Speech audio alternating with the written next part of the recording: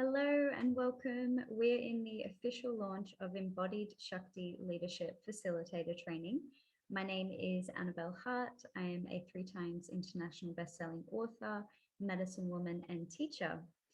And today I'm here sharing with you all what I see, feel, and know to be the ripple effect of this movement that we're co-creating.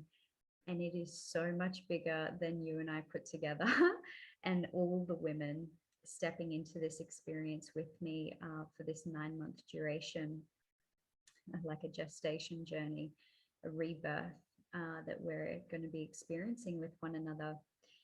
And I want to start by bringing us back to the ages of tribal days where we were connected in community in a much more intimate way than perhaps we are now, or some of us are now. And I want to highlight here, for those of you who might not be aware of how we were experiencing life back then, is very different to how we are now. Although there's a shift at play, and I'll come to that. So essentially, back in the tribal days, women were very much revered for their medicine and their magic, for their ability to be in such intimate connection with the earth and the elements within and around them, that they were able to,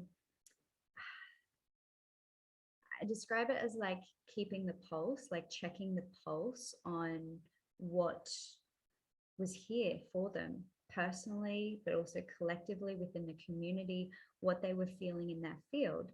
And so it's actually the women who would really direct the flow of energy, and that could show up in very practical ways. A woman would receive the awareness that now is the time to plant seeds, now is the time to harvest the crops, now is the time to be prepared for battle. There's something coming that we need to be aware of. It was all these kind of different dynamics that women, being so intimately connected through their bodies and into the heart and womb of Sophia Gaia, Mother Earth, and the elements moving within and around us, we were actually able to receive insights to foresee what was coming. And when women were connected to our craft in such a way and revered for this medicine and magic that is innate within us, we were navigating life very differently to how we are now. And during this time, it's also these tribal days where women were much more connected to one another.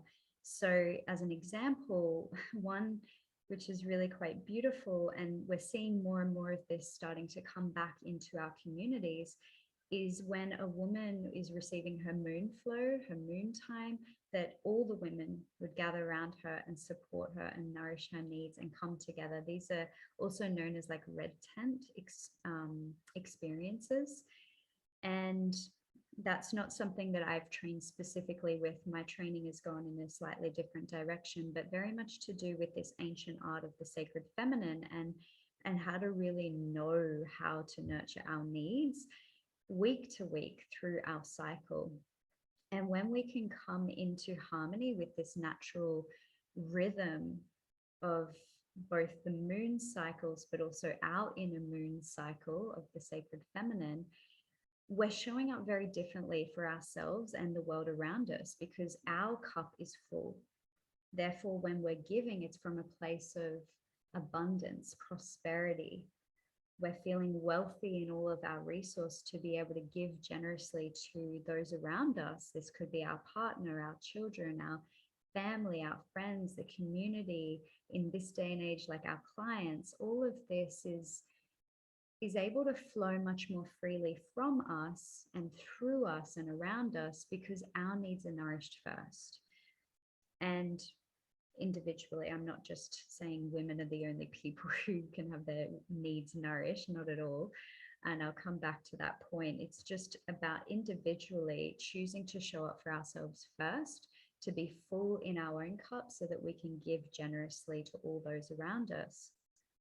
And it's during this time too that women were much more connected to sacred sisterhood. So we were showing up for one another, whether that be, you know, helping with the children or the cleaning tasks or gathering, you know, the fruits and the vegetables or preparing the meals, and much more connected to supporting one another in this tribe. And when we come together, when we're connected to our craft within ourselves, and when we come together as women, the power of that presence is fucking phenomenal. And over time, there was a shift and a fall of the feminine. So women were no longer revered for their medicine and their magic. In fact, there was this fall of the feminine where any woman connected to her craft, which can also be labeled as a witch, was often tortured or killed for being connected to her craft, which is really just being connected to her body through the elements within her and the elements around her with the womb and the heart of Gaia, of Mother Earth. That's really how I see it, is just being connected and innately to our gifts, what's true for us. And that will show up differently for each of us, connected to our divine feminine essence.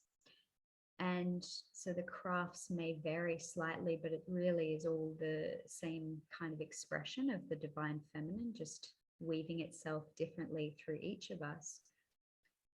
And with this fall and women no longer being revered for their connection to their unique craft, the more masculine dominant way of existing started to come through more prominently. And so there was a lot of deceit and manipulation, control, and raping the earth of her resources, and obviously unwholesome experiences happening for the feminine as well.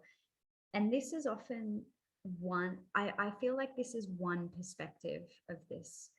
And there are many feminine movements out there which are a little bit on the notion towards like men or masculine hating. And that's not something that I am for personally, because I really believe that there's shadow aspects of the feminine that need to be held accountable and taken responsibility for. So with this fall of the feminine, the masculine no longer feeling or seeing eye to eye, heart to heart with one another, and this imbalance, injustice occurring, there's also many ways that the toxic shadow aspects of the feminine started to be manipulative and deceitful and controlling their craft, but maybe through a bit more of a dark magic kind of way.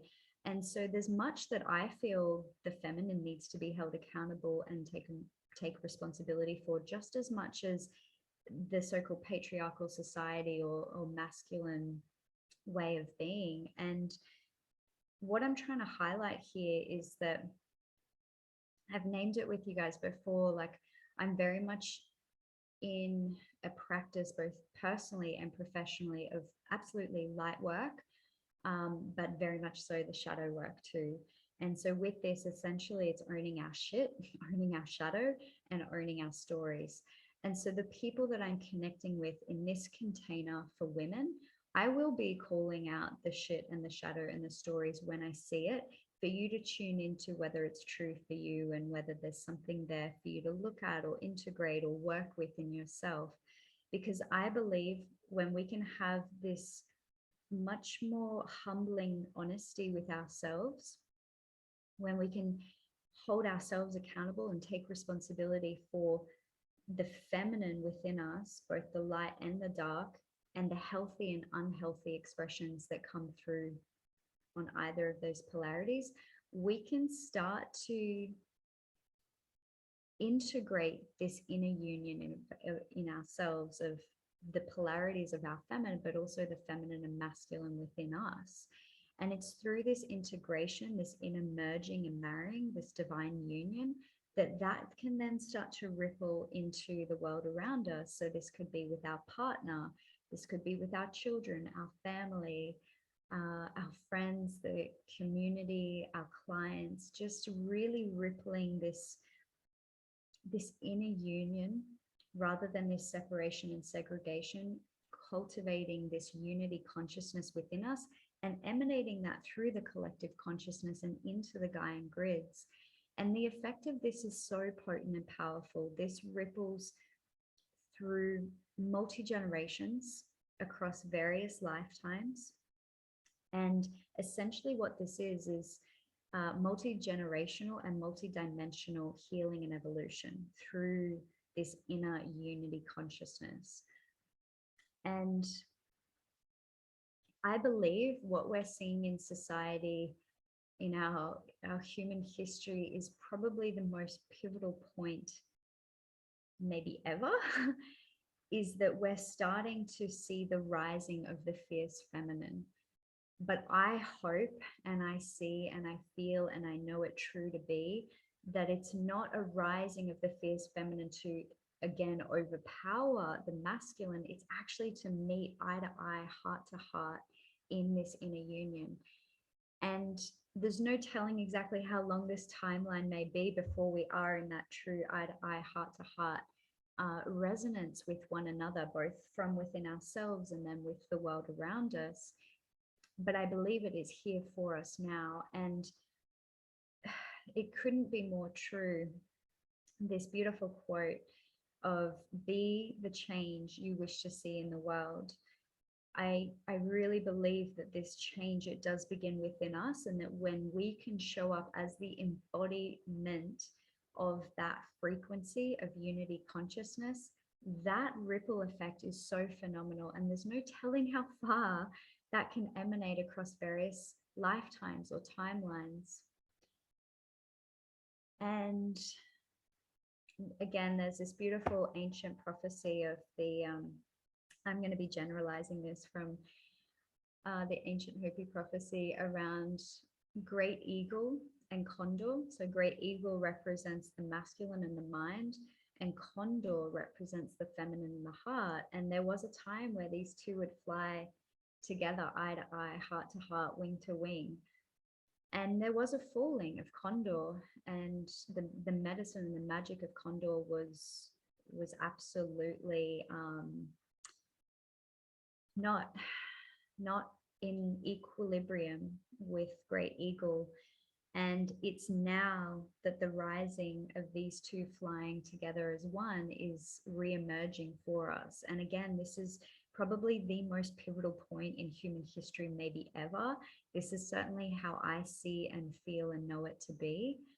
And I want to highlight this because if you are anything like me, and maybe you feel like, oh, I'm not meant to be here, this is not my timeline, I don't feel connected to this age or this era. Like, I lived so many of my life so dissociated and disconnected from being here, from being in my body, from being in this life. But I also felt way more connected to like previous timelines or lifetimes. And I didn't really get the resonance of why am I here right now? Like, I felt so rejecting of my presence being here.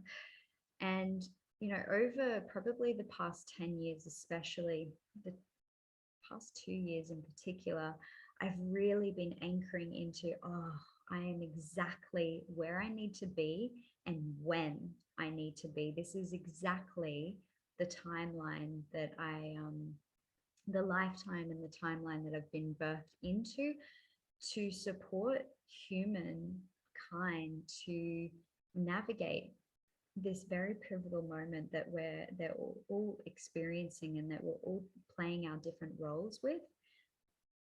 And so, as a loving reminder for anyone who might be navigating dissociation or depression, anxiety, even addictions like self-abusive behavior, if you're feeling that kind of disresonance with your life and your body and your presence of why you're here, please trust and know deep within you that you are exactly where you need to be and when you need to be. Yeah, there's a lot here. So Essentially, as I've spoken to, what I'm calling women into is multi-generational and multidimensional healing. Now, if you're not familiar with that, that might sound a bit woo-woo perhaps, and that's okay. I'm willing to accept that. I know it to be true in me, and I'm okay with supporting those who are called to this experience to navigate that within themselves. And essentially what I mean by this is that when our physical body experiences any kind of trauma, we then have a physical disruption and disturbance, which which often creates dis-ease. And this dis-ease can show up for us physically. Let's relate it to our wombs, specifically as women. This could look like PMS. This could look like hysterectomy, endometriosis, like really severe physical pain that we're experiencing within our wombs. It can also relate to emotional disturbance or dis-ease as well. And this could look like things like bipolar, psychologically as well. Disturbance or dis-ease can be like those really depressive thoughts and beliefs and these scarcity stories that we're playing on repeat within ourselves. And also energetically, there can be a huge disruption to our field. And essentially how shamans approach healing, which is quite different to the medicine world. The medicine world often targets the physical symptom. And yes, that's sometimes a necessary solution to create a swift shift. However, often it can be also a bit of a band-aid approach where it doesn't necessarily address the root cause or discover the source of where that's really come from within us. So a shaman's approach is quite the opposite end of the spectrum, where we approach the energetic field, and through soul retrieval, which happens when our physical body experiences a trauma, we dissociate. You might have heard me speak to this before, or I soon will be if you haven't heard it from me before. And through this physical trauma, we dissociate from our bodies. It could also be emotional or psychological trauma too, even psychic attacks. In that dissociation, we're segregating and separating from parts of our soul. So in a soul retrieval experience, you can actually call your soul home to you. And through that, there's just a sensation of feeling complete and feeling whole in ourselves. And so we start to rewire and rewrite these thought patterns and projections that have been playing on repeat, some of which are not even our own to carry. They can be passed down from generation to generation. They can be imprinted from society, all sorts of different directions and dimensions where these thoughts are coming from may or may not be ours. We can rewire and rewrite those. Emotionally, we start to regulate ourselves. We start to be able to hold space for what's here and validate what's here, but also and so my methodology is actually liberate, validate, and regulate. So from an emotional perspective, this can look like liberating your emotions from being held in your body, and this could be through different movements or embodiment practices. Then comes validation, validating what's actually here for you and what that was here trying to teach you or show you about yourself. And then regulating your nervous system, which is also like rewiring, because we don't want to regulate a nervous system to what it may have always known, which is actually based in trauma response or reaction. And that can be really, that can also be much of a band-aid approach. And with that, physically, the shift often occurs, and that physical dis-ease that was here for us is no longer present, because we've been able to heal it at the soul level through the destiny retrieval, rewire the thought patterns and programs, and emotionally regulate to physically shift that experience. So that's what's here for us at a personal level. But as I said, a lot of that can be related to us personally, can also relate ancestrally and collectively. And as women, we're carrying often all these wounds within our womb, and that's huge. But so often we focus on the wounds, forgetting that there's such wisdom and medicine and magic within that as well. And this is what we work with through this experience, is how to invite in the teachings, the treasures, the wisdom in the wounds and the traumas. So the thing I spoke to before around dissociation and how we often separate or segregate ourselves from at a soul level. With this experience, what we're calling women into is a homecoming.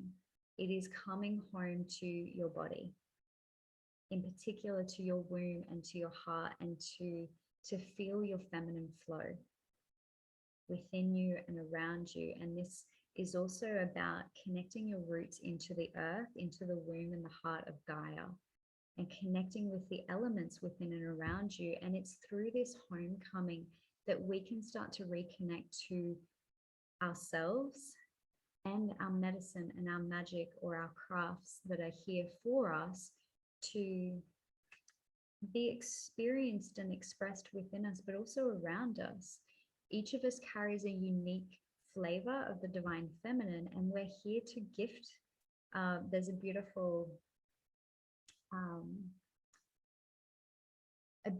art form which is known about, like the great giveaway. It's like, I believe what we are here experiencing innately within us is part of the great giveaway, where we're invited. Of course, free will is a part of the journey, but we're invited to gift ourselves to this universe, not, and to those around us, not from a place of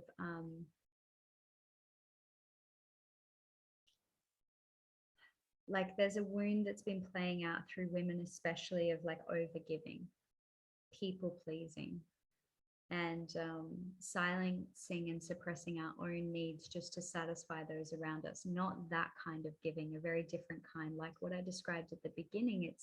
It's this filling of your own cup first so that you can give generously to those around you, but not from a place that then depletes you.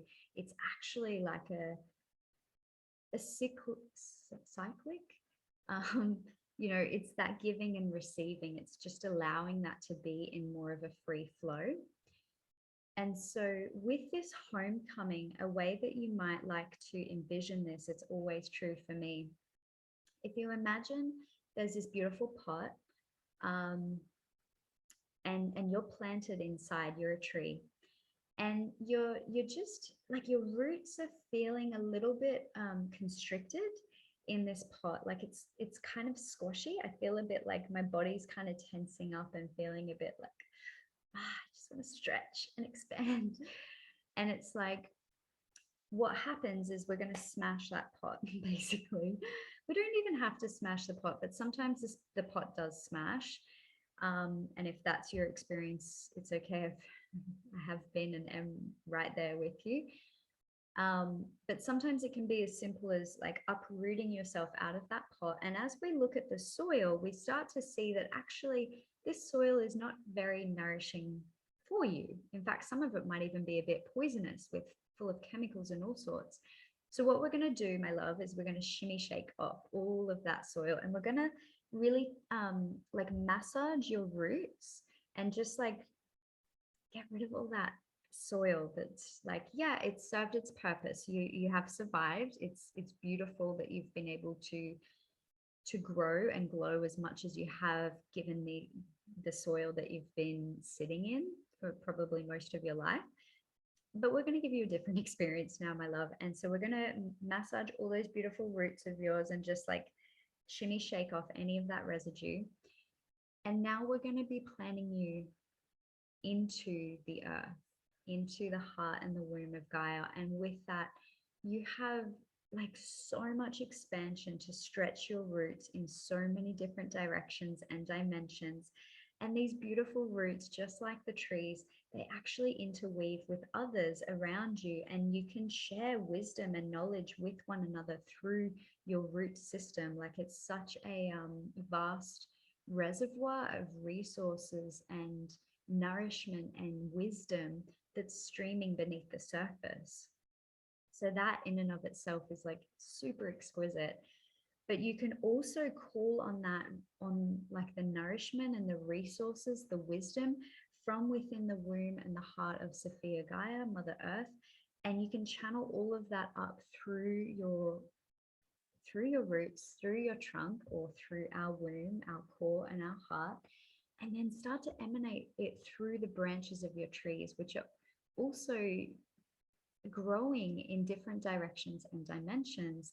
As you reach towards the crown or the heavens, you're connecting with that celestial womb. So you see where we're like a tree deeply planted in the root, in the earth, with our roots enmeshed and embedded with Gaia, but we're also connected to the celestial realm, to the ancient knowledge and wisdom that also comes from the stars.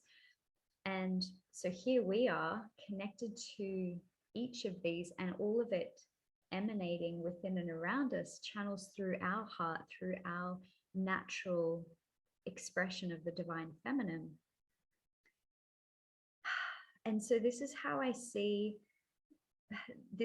how I see humankind right now. This is the experience of, like, some of us have had our pots smashed, and it's been pretty painful because we were used to that pot, you know, we were comfortable, we were confined, we were safe enough, we perhaps, or it was seemingly safe for us to be in that experience. We thought that our needs were being nourished, you know, like there's lots of different perspectives there, but it's like in that shattering of the pot, or even if your pot hasn't shattered, but you're just uprooting yourself and now planting into the earth, we have so much more ability to grow and glow. And do you see how we are connected as, just as trees are, we're connected with one another much more intimately. We can share this knowledge and wisdom with each other to help one another grow and glow. Like, we're actually so much more supported when we can anchor into our bodies, into the earth. And this is how I see humankind, but this is how I see women especially. And it's true that we're growing and glowing in all these different directions and dimensions. Some of us are growing leaves and flowers and fruits, and other branches may be decaying and falling and going back into the roots and into the earth to be recycled and renewed, and that's okay too. But essentially, like, that's very powerful how far women in particular, but humans in general, how far we're being stretched and expanded to evolve, to grow, to glow, and to really embody our unique essence and energy and emanate that for all around us to receive and to appreciate and to honor. And maybe not everyone will see the unique beauty that is you, but I promise you, those who are destined to see you and to hear you, they will resonate with you, and they will see your beauty regardless of how you show up as your unique tree self. And I want to highlight that piece around being stretched and expanded, because honestly, what I'm calling women into is for sure going to stretch and expand us. And many of us are already feeling stretched and expanded, and that's okay. This course is something that you can absolutely move at your own pace, your own rhythm, your own way. I also know from my own experiences that the group field and the container of this course is so held, not only by myself, but by many from both the spirit plane of existence and also the physical. And with that, even you just meeting me or those other facilitators that are journeying with us in the live trainings, that's probably going to be the most beneficial way for you to keep in rhythm and in tune and with that frequency embodying within you. But know that you can come back to replays or recordings and tune in your own way. And there's a lot of support. We'll talk about the practicals another time, but trust, trust that you are held, trust that there is space for you to flow as you need to. and to feel your rhythm and find your way with this experience. Yeah. I'm just tuning in. I have written some notes, and there's another piece here around like imagining a world where women are actually so fully nourished in such a way, and how different our world would be. And I've spoken to that in one of the first transmissions through this launch. So please revisit that particular recording, because there's a beautiful little guided meditation that you can tune in with through that. What I will highlight though on this imagination kind of factor is many of you would relate with feeling very connected at a soul level. You're deeply in resonance with your heart, and such a creative that's here for paving a very new and different way that most would perhaps disregard. And the image I want to envision, and the dream that I'd love to start inviting you to step into with me and with everyone else who's holding this vision, is like, imagine a world where the creatives, the heartfelt, so soulful beings were actually the wealthiest on this planet, in this 3D reality. Imagine if it's the creatives, the heartful, soulful beings were actually the wealthiest.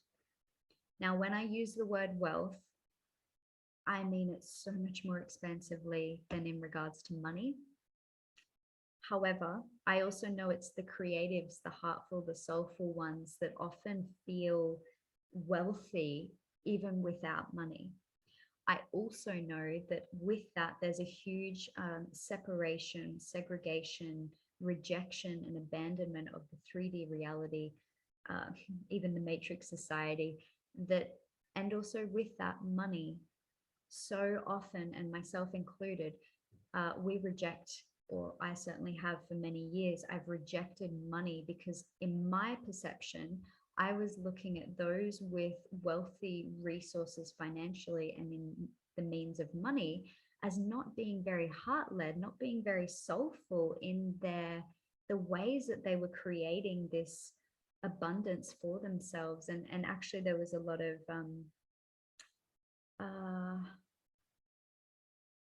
what's that word?